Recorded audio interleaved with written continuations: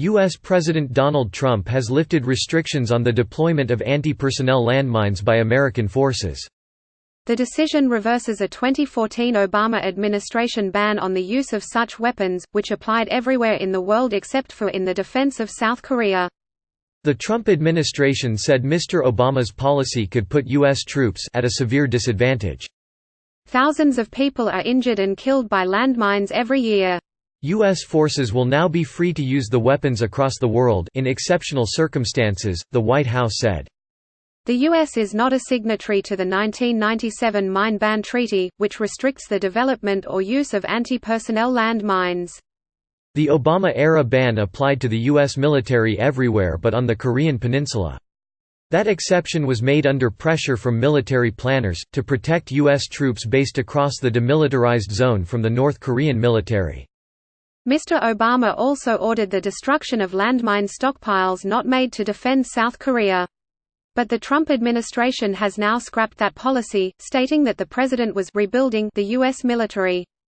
The Department of Defense has determined that restrictions imposed on American forces by the Obama administration's policy could place them at a severe disadvantage during a conflict against our adversaries, a White House statement said, adding, "The president is unwilling to accept this risk to our troops." Mr. Trump has given the all-clear for the use of non-persistent landmines that can be switched off remotely rather than remaining buried beneath the ground. U.S. Defense Secretary Mark Esper said landmines were vital to its military. Landmines are an important tool that our forces need to have available to them in order to ensure mission success and in order to reduce risk to forces, he told a press conference.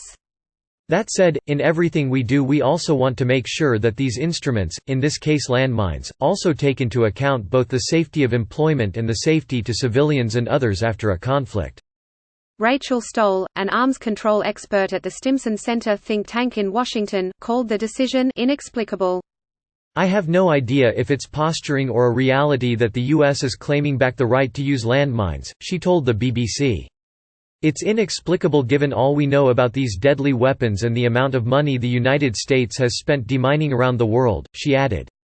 Ms. Stoll said the decision put lives at risk and was another example of the Trump administration defining its own rules and ignoring global standards of behavior.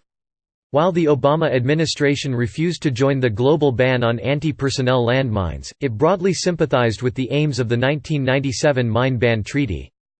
Senior military commanders believed the effect of these weapons, denying an area to enemy advance, could be replicated by other weapons less dangerous to civilians once a conflict was over.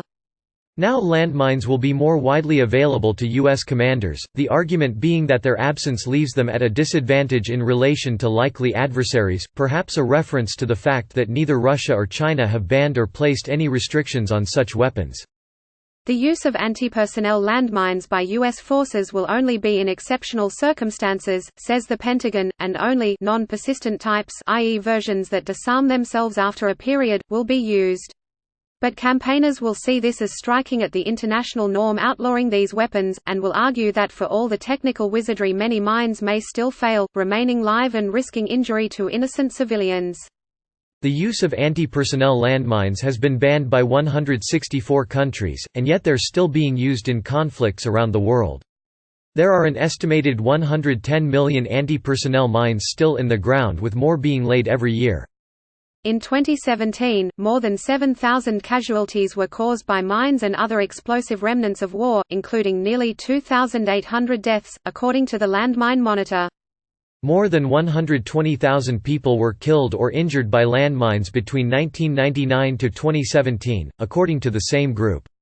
Nearly half the victims are children, with 84% being boys. Civilians make up 87% of casualties. The true number is almost certainly higher due to cases going unreported.